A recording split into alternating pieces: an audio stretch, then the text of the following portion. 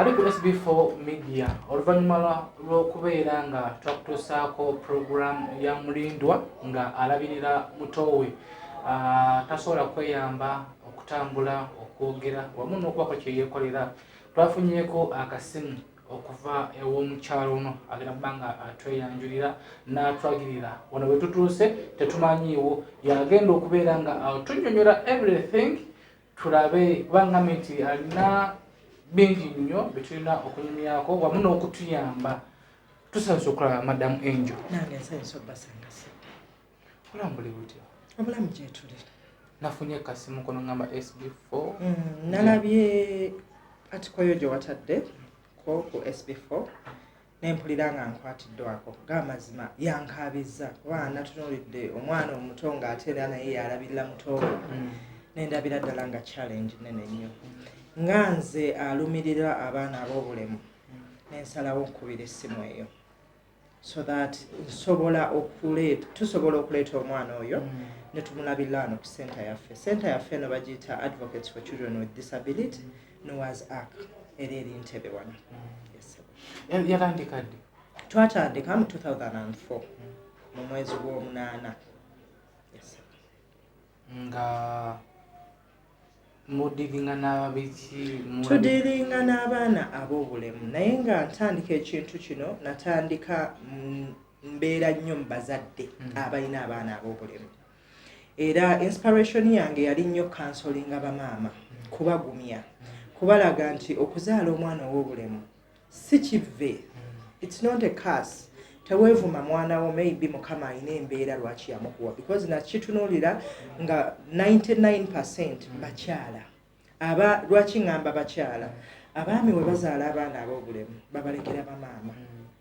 Kati nenjagala nga buli Sunday esemba mwezi ntuula ne bamaama abo ne twogera nemba counselinga nembasakira wensobola akatono nembaayo kakiro ka sukaali kakiro k'omuceere naye olumu ngenda okulaba nga omulimu gwenkola ninganga ayiwa mazzi. Lwaki nkyogera ntyo? Nti natuuka ekiseera wenfuna olugoye olulungi nenduleetera omwana wange ow'obulemu oyo alwambale ngenda okuddamu okukyala nga ate baluwadde mulamu nga bakitwala nti ono ow'obulemu teyeetaaga kirungi. So nendaba nga kyenkola tebakifaako. Omutwalidde kakiro ka sukaali akitwala nti abaana balala banywe ono we tunaamuliisa ennyo ajja kupama. So tebaagala akole ki alye nnyo oba alye bulungi. Kati nendaba nga mmala budde. Ate ekirala abazadde abamu bambi baayagalanga okukola nga era nalabye omwana oyo omulenzi naye nga tasobola kugenda kukola waba kugenda kukola alina kuggalira mwana mu nju. Kati nga tulaba obuzibu bunene nengamba okuyamba abantu bano katugulewo amaka gano amalungi getukuumiramu abaana baffe ab'obulemu. Home. It's a school, but it's a home. Lwaki ngamba home?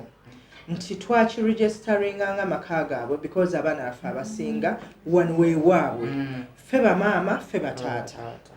Abaana abasinga babatusuulira ku gate oli n'ataddamu kutuuka. Mugenda okufuula ku gate nga waliyo. Baneiba ne babaga nalongo jangu wano waliwo omwana.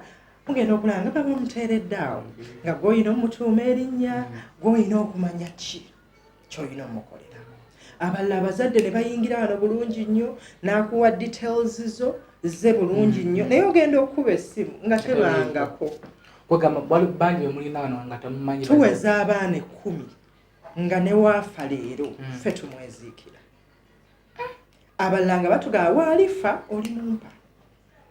Kuba era nafunako incidence omwana omu baamuyita Ddembe yatufaako last year but I had to take the body. Omusajja yanga either muteeke mulimbo oba muteeke mu transport nsobola okulagirira netugenda deep in Masaka gye twaziika omwana oyo.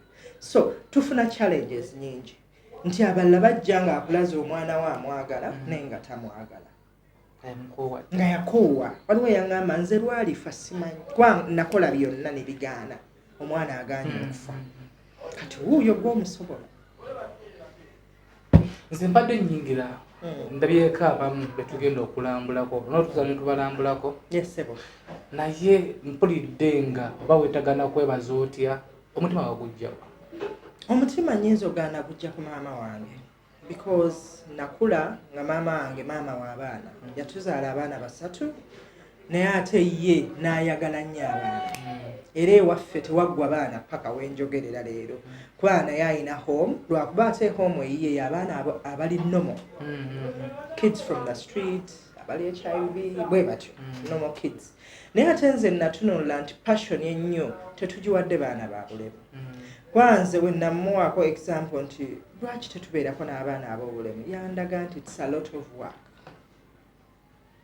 kati nze nenjagala nnyo nkichallenging ngambe nti we guba mulimu munene kangwe ngange ndifuna abankwatirako kubanga si mwangu okulabirira abaana ab'obulemu abakozi nabo si bangu okubafuna ne baagala abaana ab'obulemu because tulina abaana nga tayogera tajja kugawana we wannuma abalala nga beegendera mu ngoye nga wokimanyi abaana ab'obulemu kati okufuna metroni anaakuyamba n'akikola nga teyekkaanyiza okwoza kitaking a lot so n'abakozi bange mbeebaza kwanze sibaawo 24/7 but babeerawo ne bakola omulimu mulungi twebaze webale omulimu gw'amaanyi kugezaako kuba challenges nyingi ekifo tukipangisa kyetaaga rent tulina okuliisa abaana bano tulina obbajjanjaba tulinamu abali positive babiri balina okuba ku ddagala ate olumu alikooye akugamba nze nkooye nkuba atayogera olina omulaga nti this is your life akugamba nga bali babalala tebalimira lwaki nze n'omulimba omutima gwe guyina ekituli because toyina nagere gyoyinza kimunnyonnyolamu naye ng'olina kufuba buli kanakuba n'omwayo ka sweet n'omugaba buli womira ajja kuwaayo ekirabo naabanga omwencouraginga to that life twagala nnyo olumu okujoyininganga ne bamwana mugimu tulina abaana nga bali demarriaged baagala okufuna emmere ya mwana mugimu biki olumu nga nabyo si byangu naye nga at least tumanyi nti we tutuuse tulina kye tulabawo nina abaana bangi abajja tebatambula leero batambula nina abaana abajja nga balina problem speech therapy mu speech yaabwe today speech therapy wange abayambyeko basobola okwogera so I believe kyendabako kindaga nti I'm doing something so n'omwana oyo wajja wano tusuubira we can do something towards his life because akyali netotoyanjulidde abe yanjulidde ensonyiwa amanya agange nze Nakato Angela Helen naye ndi Naalongo amanya agange era nze director w'essomero erya Noah's Ark.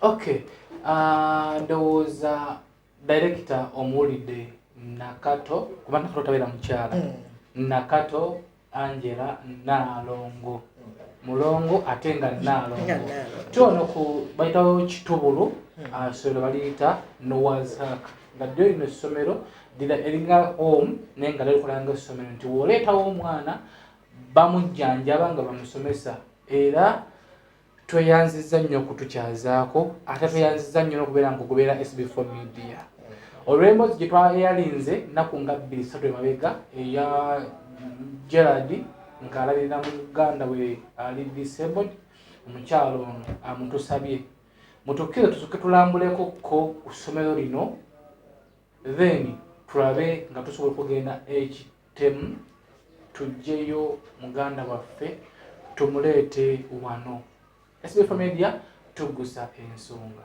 oluvannyuma lw'okuba nga twakutuusako puroguramu yaffe eya Mulindwa nga alabirira muganda we omwana we yali wa 17 naye nga alabirira muganda we olunaku lwaleero twafunye bazirakisa ne batukubeerako ne bagamba nti wano waliwo essomero era naffe tusitukiddemu ne tweyuna ekitubulu Ntebe gye tusanze essomero lino baliyita Noah's Ark Advocates for Children with Disability Noah's Ark Entebe. Okay, tuze olunaku lwaleero tuzze okulambula ku mbeera eriwo kuba bo baagaye nti bo basobola okubeera naye so tuzze okubeera nga tulambulawo naye tuba mukisa mulungi nga tusanzeewo Madam Jennifer. Yes. Akol Jennifer. Yes. Okay. Tusanyise obalaba. My name is Akol Jennifer. Kino ekitongole bayita Advocates for Children with the Disability Noah's Ark. Tusangira wano ekitibulu along Entebbe Express Highway.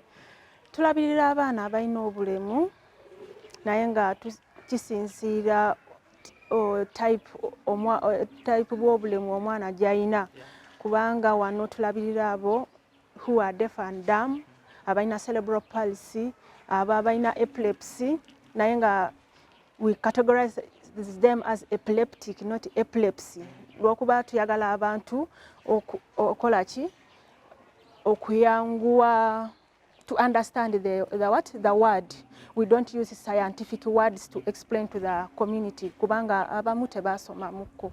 So we look at those with intellectual disability, abaina autism, they are autistic. That is the scientific word we use, but for you to understand faster, we say those with the autism. So we are located here in Chitibulu. This organization started in 2014 with a director by name Nakato Angela. Ye mukulu waffe naye nga tumuyambako kubanga omuntu omutasobola kukola ki to run the organization alone. So you are most welcome. Okay. I can make you a tour to the area. We are happy to see you. Okay, thank you. Tweyongeko tugende batulambuzeeko ate ku baana bano be balabirira SBF Media tugusa ensonga omalo ali ku kamera otuyambe neno tukiguse tuli Kitubulu.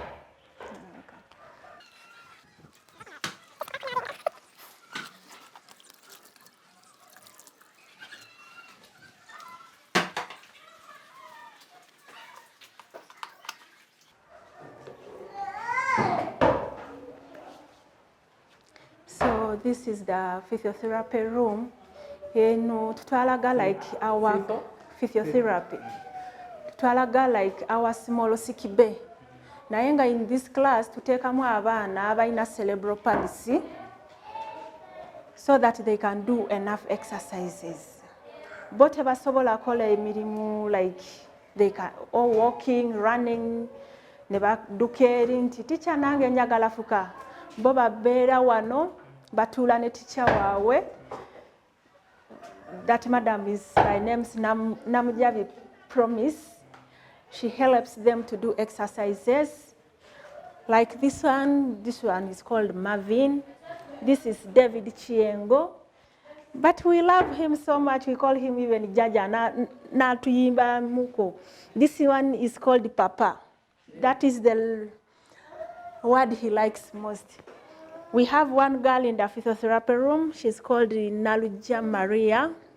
For her, she's still new. She has also cerebral palsy. But we put them here to do exercises, just to stimulate their brains so that they don't feel isolated from other children. That's why we put them here. This is a stand. Like now, those whose limbs are weak, we put them here to stand a bit. Promise, I think you can bring first Maria. We demonstrate to them how we put the child on the stand. Since she oversits, we don't want a child to oversit. The back can pain. So to stretch the muscles, we put them here at least to stand a bit for some minutes. Though they cry, but we pamper them. They do some little exercise. Mary, talk about Mary. Maria.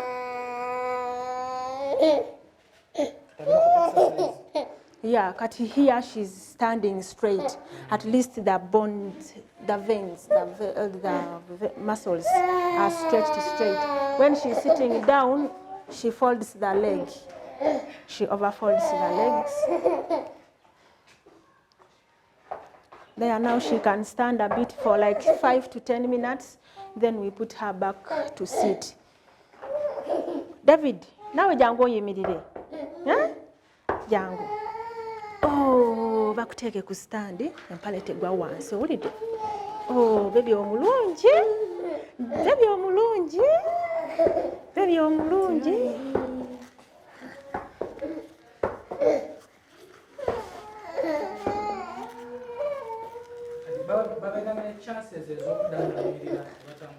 Abamu, because twafunayo omwana omu, his limbs were not all that very weak. Naye nga twamuwa exercises nyingi. Twatandikira kweno walker. naye nga atambula polampola paka nayiga okola ki okutambula naye ali mu class eri we had to promote him from this class to another class. This is revelation class for children with cerebral palsy. David, kati wano we can even put things for playing. Lwokuba kati bwagwamu abamu batwala then they break them.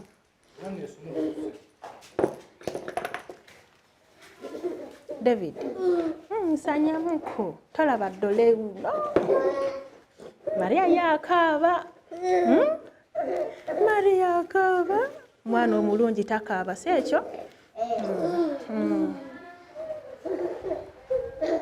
So this is how we put them to do exercises as others are playing. Sometimes we tell them to crawl, at least to do some movement, body movement, other than sitting from morning to evening. It helps them in mobility, like when these children, some of them will be taken back to the community. Omwana yajaga tamanyi okola anything naye nga azeeyo ewaka g'amanyi okola ki n'okweliisa oba ayagala fuuka awo kisanyusa ki omuzadde n'alaba nti waliyo enjawulo nabo bafunamu ki amaanyi nti omwana abadde agenze ga tamanyi okola emirimu gyonna. Yes, you can support them.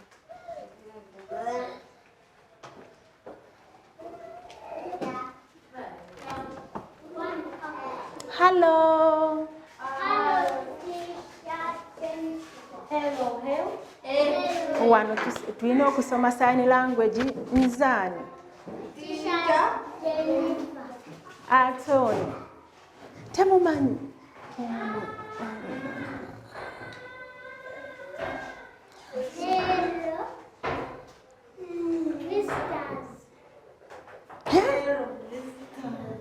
So this is the class with children with hearing impairment. Some of them can speak, some of them can hear slowly, some of them can't hear at all. Like Alfred, for him, he has minor autism, but he can understand some things. Ebibye bijja, like in some months of the year, he's stable. Some months, yes. Nayenga, he can speak good English. That is Kalunji. Even we have Kato Kasim with microcephalus, but he can understand. He is low in understanding. He forgets some things very fast, but he can speak. So we have Aaron Seligo, we have Hape Mayeku, we have Pavin, we have Ashraf. For them, they are children with hearing impairment. You only use sign language. This is how they sign language. Yeah? How do you sign language? Sign language. Secho? Musoma bulungi? Ono mulamu. But why she's here at Noah's Ark, she's from a poverty-ridden family. That is why we had to help her. The mother cannot help alone. The father left the mother in a bad condition, so we couldn't refuse to help. She was left with the mother when she was just 2 months, and the mother was not okay also. She had some impairments on her. Your sign is azimanyi tono. Bridget, nawe wayiga sign language. Anti to soko to signing ekitabo. Oba oli ne bano go oyagala ekitabo. Ate peni oba oyagala kalamu. Ate days of the week. Days of the week. Tashimanyi. Ate mmere, oba oyagala emmere. Ate teacher. Ate amazzi. So she has learned some sign language. So when she's with these ones, she uses sign language to communicate. Yes. For them also to understand Bridget, they have to use sign language.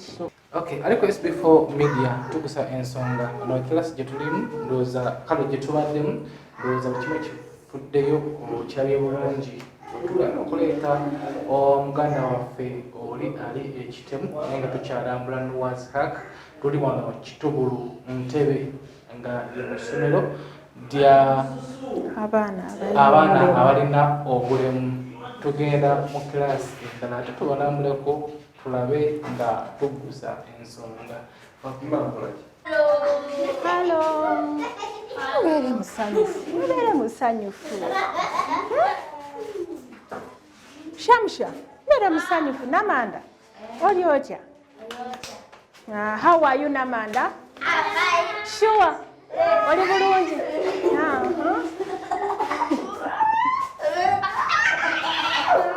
Namanda gesanywe kuta. Namanda. So this is Wanji. I'm fine. How are you, Namanda? Natunga yencha. Namanda sapato go ngatolaba. Solo yena ya Namanda. Jakugulira encha. Na dance in the car. This is another class. This is Jerusalem class. We call it Jerusalem for children with intellectual disability. In this class, some of them they can understand. They can understand. But writing becomes a problem to the few because there are those who can accept to write. There are those who don't want to write. So those who don't want to write, we teach them vocational skills like braiding, making hair. Yes. Then making necklaces. We have beads. During the lesson, when their teacher is there, she can train them according to the timetable. When it comes to sign language lessons, they are put together in this class.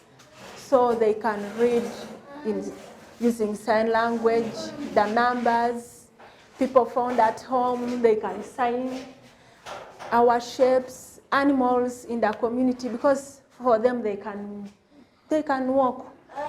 Some of them can go back to their homes during the holidays. Some of them, maybe the parents can say, I can pick my child at the end of the year. There are those whom they didn't dump. There are those who are still attached with their parents. There are those who the parents say, in first term, I cannot take my child, let the child remain. In second term, maybe I can pick. Or when a parent feels like during holiday time, they have any important function at home, those ones who really love their children, they feel my child is my child. Like they came in, nebagamba obuyambi butuuse abazungu batwala ki omwana ne batulekera ddala. Like even when you call a parent, a child is sick, naye nga abazungu babaleetera ki eddagala, you treat. Naye nga it is our strength to see that the children are what? They are healthy, balya bulungi. Naye nga bano, for them they are okay. They can do braiding, they can wash. We teach them at least how to wash their underpants, socks, those things which are not hard for them to wash. Some of them, they like only washing utensils. Like in Amanda, it is a miracle for us to find her in a class. She likes being with a cook. She wants to learn how to fry. When she's taken back home, she comes back again. Mami ateka mu butto in the saucepan gagenda siika. Ye gasala ki obutungulu. Muyamba.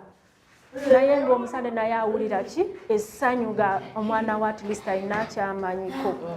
Yes. You are welcome. This is Jericho class. We decided to name our classes according to the Bible. We love God so much, that's why we gave names according to those in the Bible. This is the Jericho class with the teacher Joanne Nakawesa, teaching vocational studies. She's here busy with her beads. Children are making necklaces. In this class, we have those whom we promoted from the physiotherapy class, that is Revelation class, who used to have weak limbs, weak legs, but now they can do something for themselves. Teacher Joanne has been training them how to do some little activities, but most of them have children. In this class, some of the children have autism. We have Simon, we have Marvin. So she controls her class.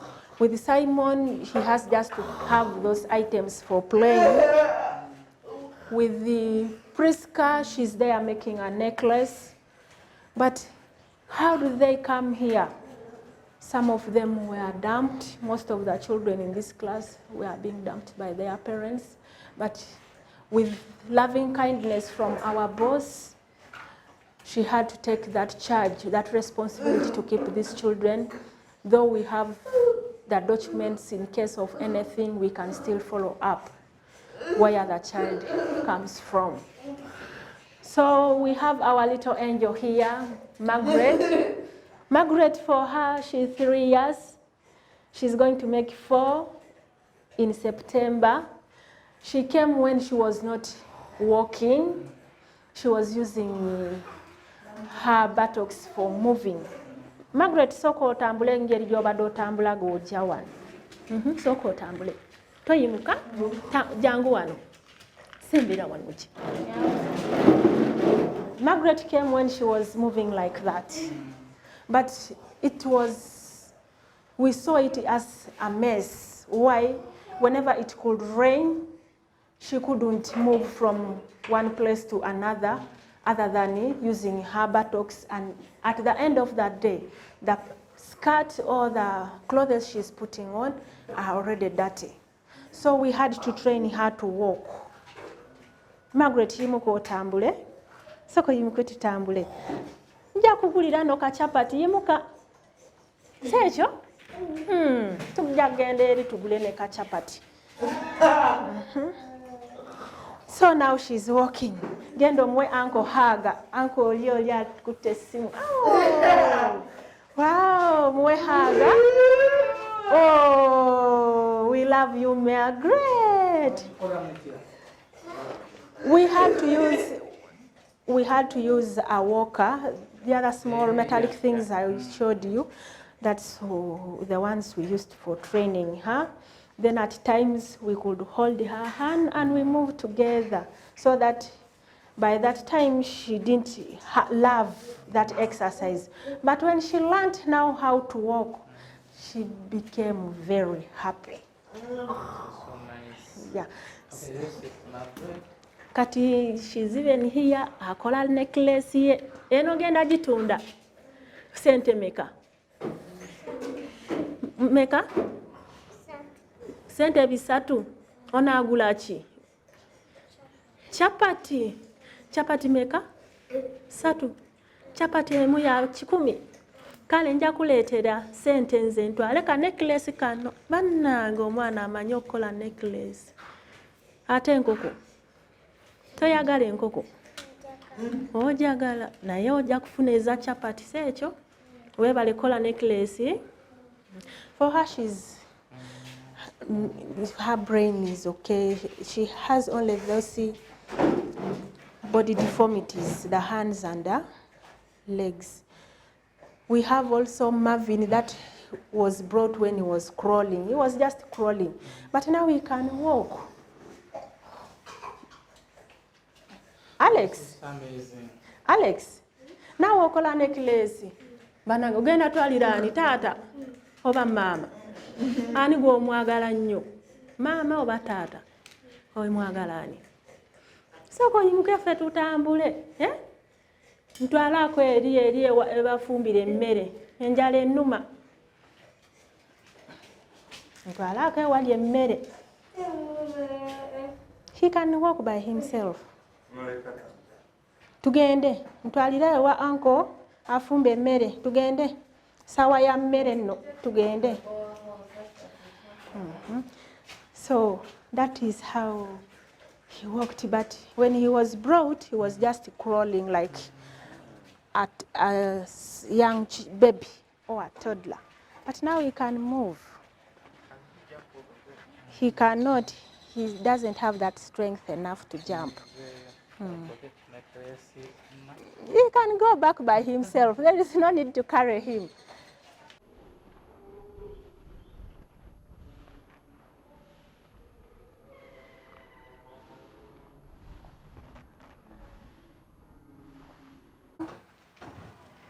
Yes. Wano we basula ne metroni wawe jali eyo, like at night bana abana bayino, she has to help them. That's why the matron has to be in the dormitory. Never yamba like oba omwana yalwadde ekiro ayina okukebera abaana be bazuze butya, like those who are able to sleep up, we put them to sleep up. Aba batasobola like to climb up, tuteeka wano wansi ne basula wano wansi. Some of the beds are not dressed. They have, I think the matron has washed the bed sheets. Yes. Okay.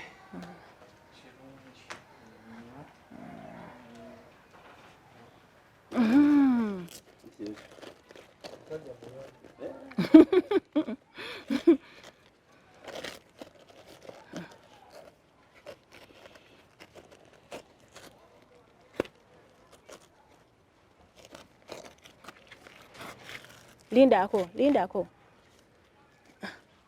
Genda bakuwe ku chai onywe. It's fine, you can enter. You can enter. This is what? This is the boys' dormitory. The boys have 2 dormitories. This because for them there are few, though the rooms are small. That's why we divided the boys. The next room is also the boys' dormitory. For the girls, there were very many. That's why we decided to put them in the big dormitory. Yes. Ozitegedde bulungi era ozirabye fenno tubeddala nga tutuuse awantu awatuufu. Nyongera okujjukiza nti kitulese wano waliwo story twatulagakokko eya mwana mulenzi Gerard mwana mulenzi ng'abeera kitemu nga alabirira muto we ng'alina obuzibu. Twafunyeko akasimu ne batulagira wano nti bano bamwagala era nkulambula byonna byonna tutegeera nti kituufu tusaanidde obuwawe era tweyungeko nga tugenda ekitemu tubeere nga tuleeta muganda waffe oyo. SB4 Media tugusa ensonga. Thank you so much, madam. You're welcome.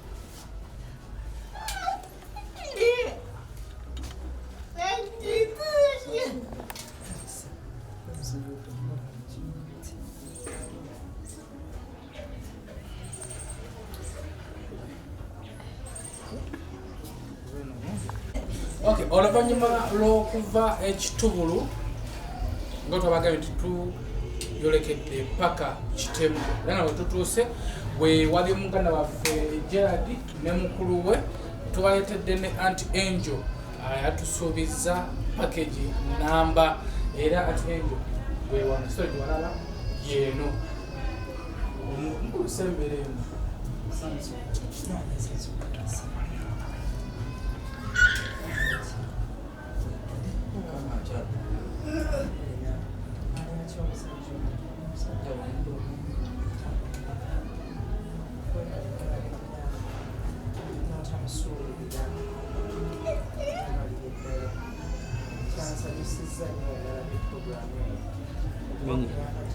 takwata ndako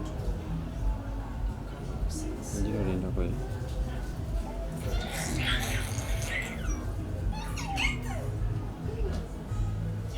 Okay, EntandikwasB4 MEDIA jabuvuddeko twakolako ku mboozi ya muganda waffe ono ng'alabirira mutowe emboozi eno yebakwatako nnyo mu bangi abatusindikira obuyambi namajjira omukyalo ono Aunty Angel n'agamba nti ye asobola okubeera nga alabirira omuganda waffe ono era nga gye tuvudde yonna gyetuvudde tubalazeeko ebakola ffe ne tusiima era tuzze kusaba omukulu ono atukkirize nga watugamba nti oba omuzinakisa asobola okutwala muganda wange nga nasobola okujjanga ne mulambulako ajje era Aunty Angel yakibayinga tugenda netumulambula nga alikkirira eri omu waliwo agenda kusangawo banne abalala abali mu mbeera eyo era kituzze kukola ku process kubeera nga tugenda naawe ogendewo tukutwale olabe we tugenda okumuteeka naawe ojja kubanga olina chance okujja kubeera nga omulambulako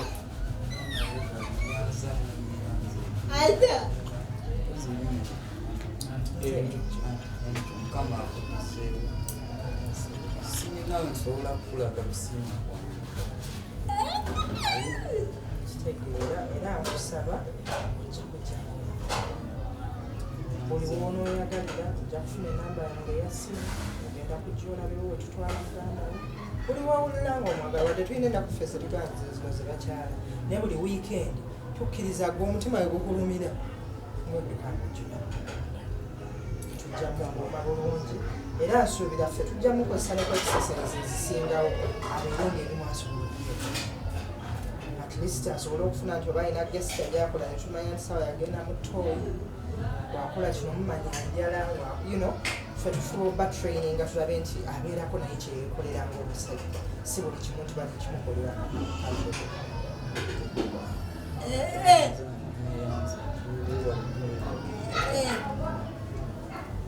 kati omukulu okkiriza muganda we tumutwale nzikiriza era mulimuza tuba tugenda naawe n'otuuka onolaba ekifo olaba n'embeera eyo Aunty Angel tewali process ndala yonna process weeri kubanga tulina forms zetujjuza ku ssomero era nga bwe tugenda naye tujja kutuukawo tumuwe empapula zaffe zajjuza eziraga nti atuyamba omwana mu butongole omulabirira era ezimulaga naye nti alina okujjanga okumukeberako era nja musaba ajja kwetaaga waba alina ndagamuntu oba ID y'ekyalo alina otuwaayo kopi then tujja kwekubyayo ajja kwekubyayo obufaananyi bwa passport bwe tuteeka ku foomu yaffe ebeere enzijuvu tusigaza kopi naye ne tumuwaako kopi n'amanya nti bano ne balina omwana wange muganda wange era naffe ne tumanya nti omuntu ono ye yatuwa omwana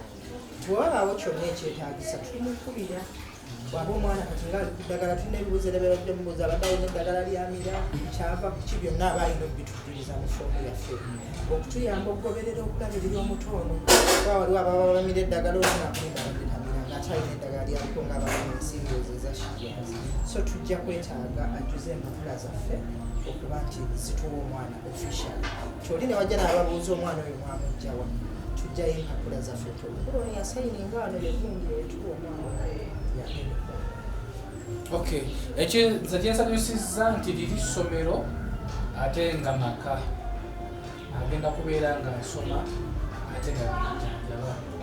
Tuba tubeerere wakisa nga tugenda ate mu lugendo olw'okutwala muganda waffe Entebbe Kitubulu.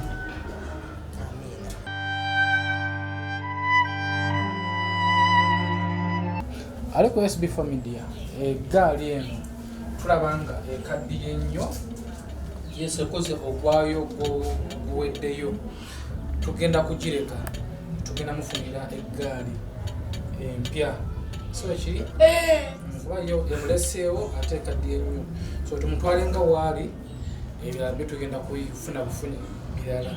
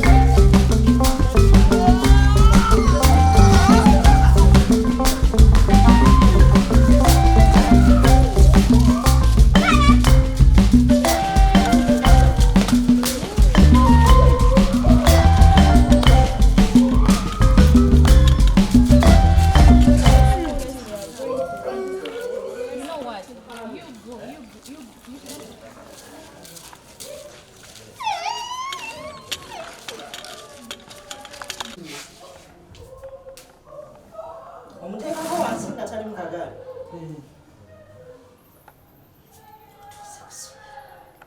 Ngenda kusoma.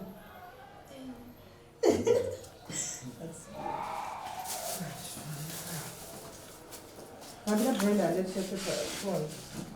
Alete forms ez'okujjuza. Brenda? Admin.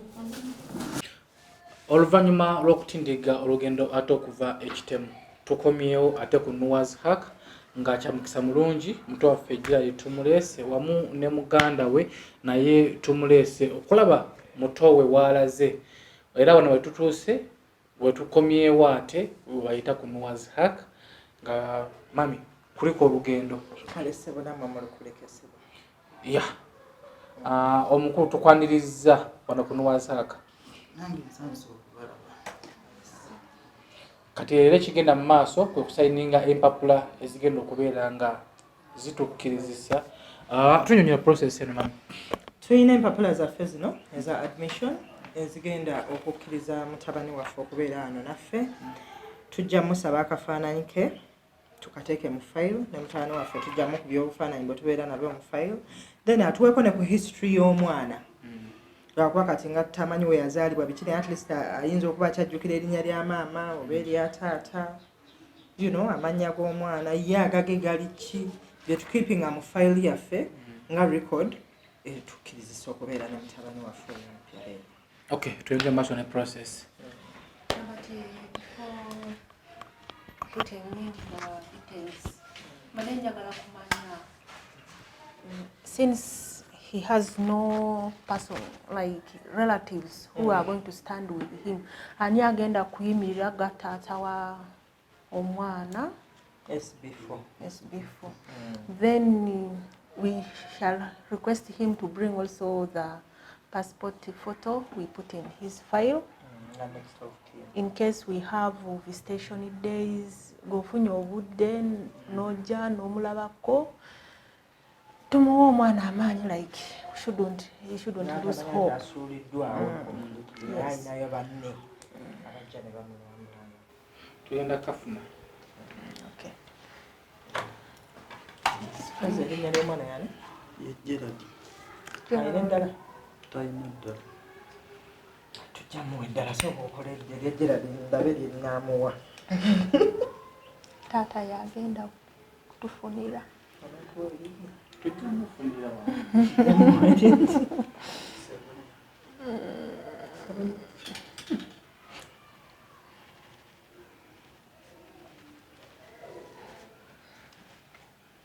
Manyagata. 7 year Roger. Okay.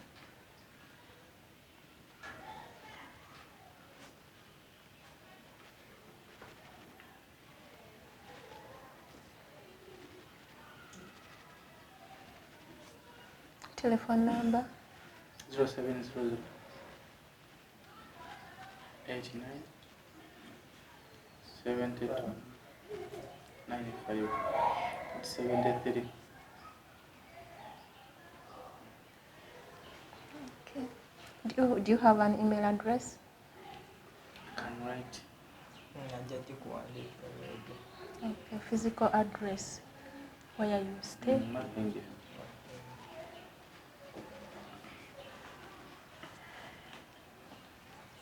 Occupation.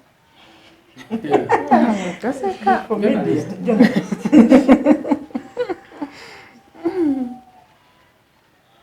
Maybe he has another one. So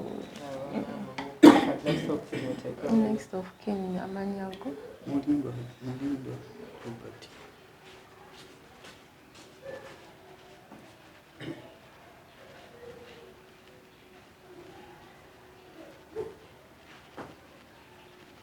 Ayina simu. Mpa namba. 0779 7071 96.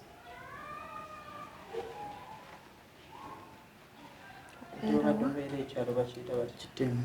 kitemu.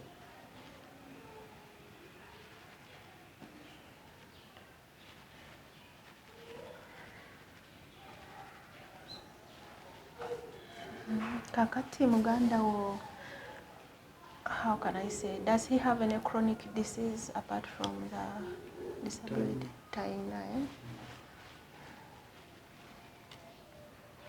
Ate Mary, does he have any allergy? Nedda. Buli kimu akirya.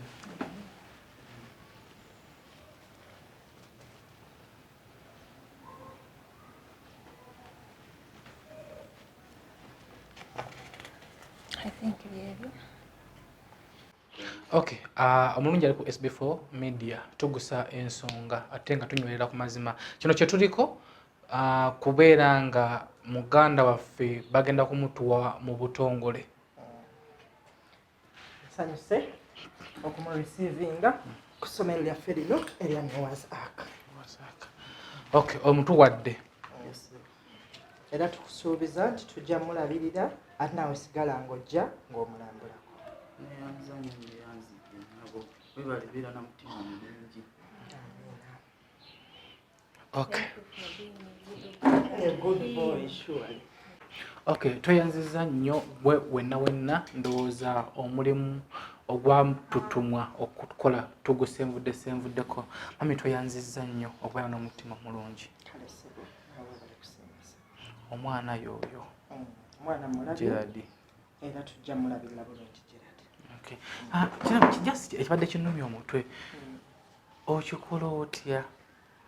Si kyangu ng'era bwe nagambye mu ntandikwa tinaffe wadde tulabirira abaana ab'obulemu nga bano nga giragirero tumuteekings over naye naffe tulina challenges nyingi because tufuna abaana bangi nga tebalinaako maama tebalinaako taata ng'ate tulina obbaliisa tulina obbambaza tulina okusasula abakozi tulina okusasula ekifo we tubalabirira so naffe tufunawo challenges ekifo kino we twatuuse tuli mu ntegeeragana ne nannyirikyo okukigula era twatandikako okukisasula kubanga we twajjirawo twalinawo ekizimbe kimu ate nga olaba abaana baffe bano nga beetaaga ebizimbe bingi so n'atukkiriza ne tutandika okuzimbawo ng'ebizimbe bwe wabirabye ebiriwo ebisinga kati okuva ku ekyo ne tulaba nti ate ebizimbe byaffe bye tutadde mu kifo kino okubirekawo tekinyuma so ne tugenda mu ntegeeragana ey'okusasula ettaka era tuli mu ntisasula buli myezi 3 tuba tulina omuwa $5 million.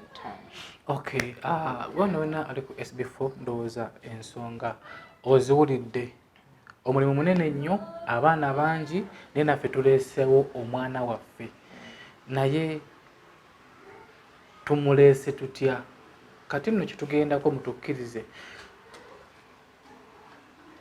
tukoleyo shopping kuba embeera naawe ogiraba embeera ya bulwadde bwa corona lockdown tutebakyakola obagabirira okikola otya ekyokugaba ebyokulya tubafunira ebyokulya byonna ebiba bisoboseewo kuba tetujja kugamba nti particularly oba kawunga oba muceere omuntu yenna kyafuna kuba oyinza okusanga omunnaga nze nina lumonde wange mu lusuku mujje mu mutwale nze nina muwogo kyonna ekyokulya kye tufuna abaana baffe tukibaweera ne bakikozesa okukirya tusaka busasi mikwano gye gituwa kati gwe wenna ng'oli eyo nga walyataaze okutwegattako okubeera mukwano gwaffe weetuli osobola otukubira kasimu n'ojja n'otulambulako famire ennene nnyo gye tumuleese muganda waffe Jad famire ennene nnyo abaana we bali bawerako bangi osobola okuba nga birthday yo n'ojja n'ogamba njagala jjukiriza kitubulu ne tujja ne tusala keeki ne tujaguliza wamu ne baganda baffe bano esobola okuba nga just oyinamuko n'ogamba ku Sunday ng'eno kambagwere okiroza ennyama nga 2 oba 3 nawe oyanirizibwa oyinza okugamba nti ninayo akasawo kange aka muceere oba akasukaali oyanirizibwa n'engoye enkalu zaanirizibwa. Kati mami twali tusaba tugendeko mu shopping kuba muganda waffe tumuleesera nga w'omulaba tufuneyo ku byokulya ne baganda baffe bano abalala kuba eba famire kale tufuneyo famire eno era waffe wano tukkiriza nti ffenna tuli famire kubanga wadde tulina obulemu bwa njawulo oba abaana baffe balina obulemu bwa njawulo naye tubatwala nti bonna ba luganda so that buli omu asobola okwagala munne oba okuyamba munne oyinza okusanga oli nga ye alina emikono so asobola okuyamba ate eriisa n'akola ki n'amuliisa oba n'atwala munne n'amuvuga n'amutwala mu ddoomu oba okunaaba so wano ffe tukkiriza nti tuli famire emu tovola ffe tulina mmoto yaffe egamba nti obulemu si buteesobola like we are there okulaga abantu nti omwana ow'obulemu si kivve so kyonna tukikolera wamu nga bulungi. Okay, mutweyongeko nga tugenda ate tushoppingire famire yaffe tugule bintu bya famire si bya muganda waffe Gerard oba tugula famire yonna wekibinza okuba kugula mugaati tugula mugaati ogenda otumala abantu tulaba bananga bameka wano toto bali 35 kati Gerard atweyunzeeko be bana 36 obala abakozi ababalabirira roughly tuli bantu nga 45 kati ndowooza okira nti wekuba kugula mugaati tugula omugaati ogenda otumala ffenna abantu 50 otuba kugula soda tugula soda ffenna agenda okutumala kati mutwengako tulina ku ka shopping kali simple sigamba nti nno kamaanyi obala kali simple okubeera nga ate muganda waffe tetumusula busuuzi ate tutulayira nti tugera kujjanga nga tumulambulako kyonna kyonna kitufunyewo nga tumuleeterako nga tujja kubanga kuba kati famire twegase famire. Okay.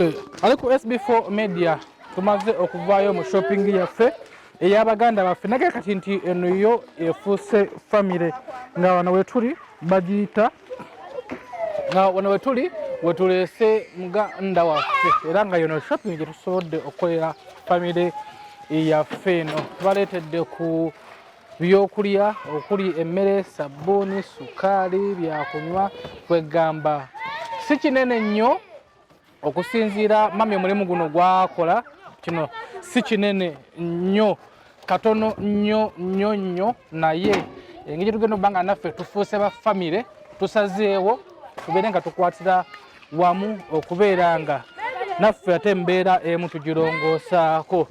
Omukyalo ono omulimu guno bannanga akola gwa nakyewa so gwe wonna wenna nawe ali eyo osobola okugamba ekyo nakyo nakyolina nojja nokyayirako ko famire eno oba omweno nobeera nga abaana bano oba wakusanyu. SB4 Media tugusa ensonga katubana okunoonyako ku mami ono.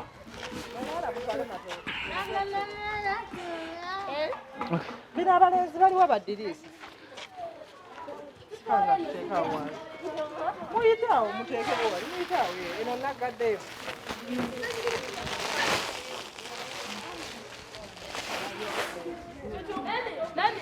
obatonako n'abasigala kuwasoda kubeerako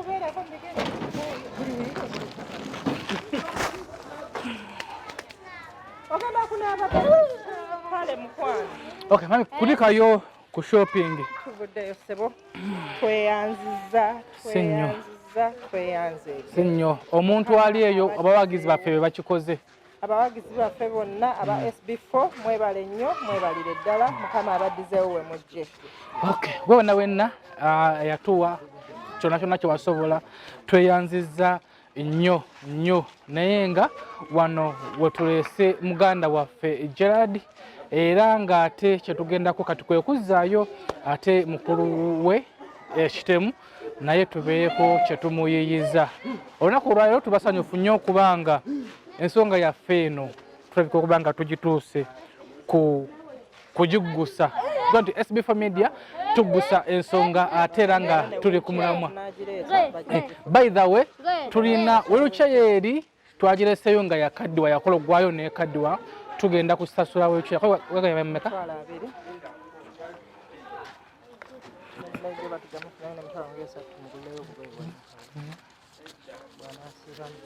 Enda ba soda babaleetedde soda gamba uncle thank you uno za wheelchair amina tweyanza nnyo ssebo sabatu ziriwa ku ngoye. Okay. Wheelchair yo mami atugambye nti nno webagijja bamutwala ne basooka bamupima ne bamuwa sayizi ye sanga nti ewedde olina okugenda ne bamupima then ne babakubira nti mugikimu. Okay, tweyanzizza nnyo mami tweyanze tujja kubanga tujjanga Mulindwa aluwa Okay, Mulindwa kati mami je tugenda kumutta naye tweyanzizza nnyo tujja kubanga tudda kumulabako muganda waffe Gerard otumulambulako wonna ekyetaagisa osobola tukubirako ko. Okay. Mulindwa okkirizibwa okujja okulaba ku muganda wo. Okay, ate twolekere ekidda ekitemo okuzzaayo ate mukulu Mulindwa muganda waffe Mulindwa naye nga naye omulimu gwakoze ku muganda yo gwamaanyi nnyo ate era nga gukyagendera ddala mu maaso. Tweyanziza Umaru ali ku kamera nga bulijjo SB4 Media tugusa ensonga ate tuddeyoko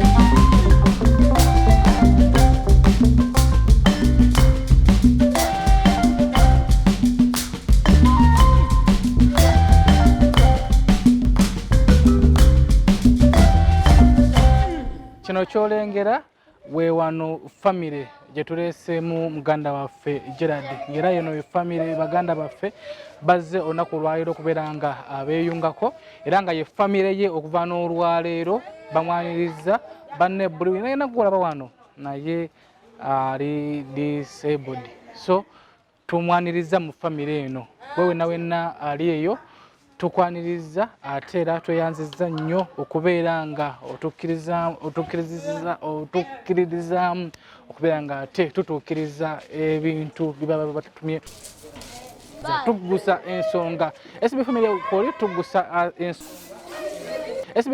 koli tugusa ensonga ate era nga tuli ku mulamwa.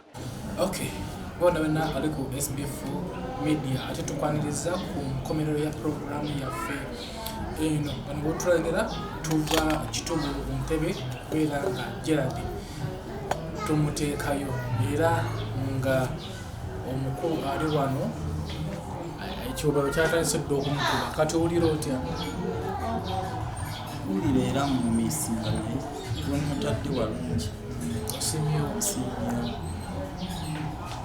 era neebaza omukyala atudde one was up nsiimye ddala mukama amubulizeewo. Kati gwe wano ogenda kubeerawo oti? Wano simanyi kati kiddako nga we nakunyonyola.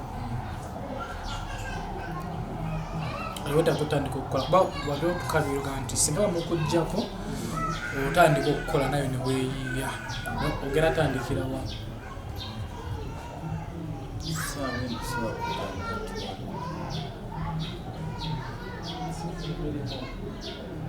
era alinayo omulimu yenna asobola okuva omulimu embeerawo.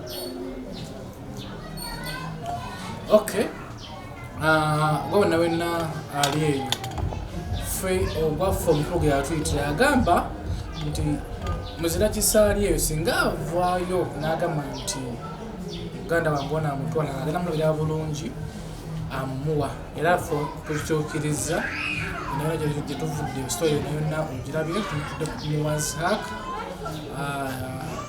omu eyo eri saidi z'Entebe ekitundu bakiyita Kitubulu gwe yali etaaze okugendayo kumulambula ku muganda waffe oyo so tukubirako so tunoonyako tusobola okutwalayo n'omulambulako naye nga ne Mulindwa akomyewo ewaka naye mukomawo agenda atandikirawa wena wenna eyasonda kuba twazanya story eyo tebakwatako nnyo twafuna amasimu ag'enjawulo agamu nga gawabula amalala nga gasiima amalala nga gannako naye twafunayo era obuyambi nga mulabye nti tuguze ebintu ebikalu ne bigenda ku muganda waffe oli Mulindwa naye ne Robert bali tusaba tumuweyo ku Entandikwa era akasente bali tusigazaawo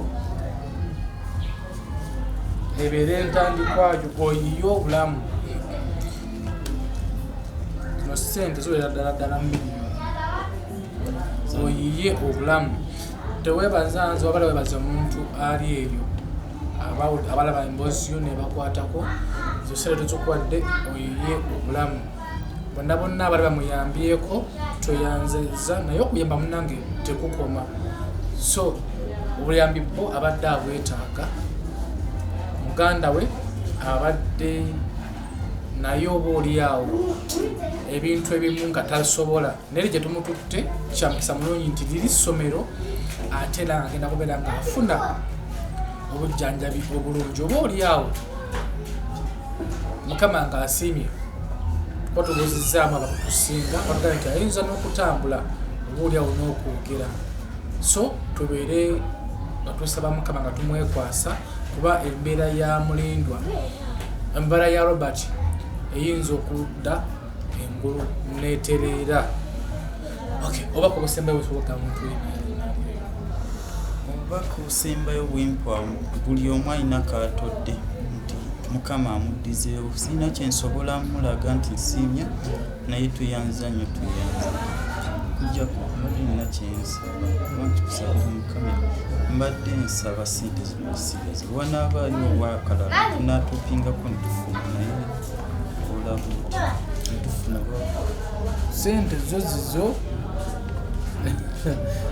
zizo zikozese osobola ozitereka osobola okuzikozesa naye ffe nga kuba ffe omulimu gwaffe ojja kugusa nsonga watuyita nogamba nti munange embeera bweti ne bweti era ensonga eyo tugimaze n'olwekyo sitoola eno tugifundikidde ffe nga ffe era gwe wenna ali eyo atodde kyonna ky'olina tweyanziza nnyo wojje Mukama akuddizeewo.